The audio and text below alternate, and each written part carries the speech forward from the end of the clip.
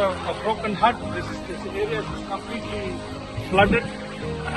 Thousands of families have lost their livelihood. Many lives have been taken by the floods, and we pray that we'll be able to do something for the people. And thank you so much for sending your support, and at the right time, we believe that we'll be able to help this people.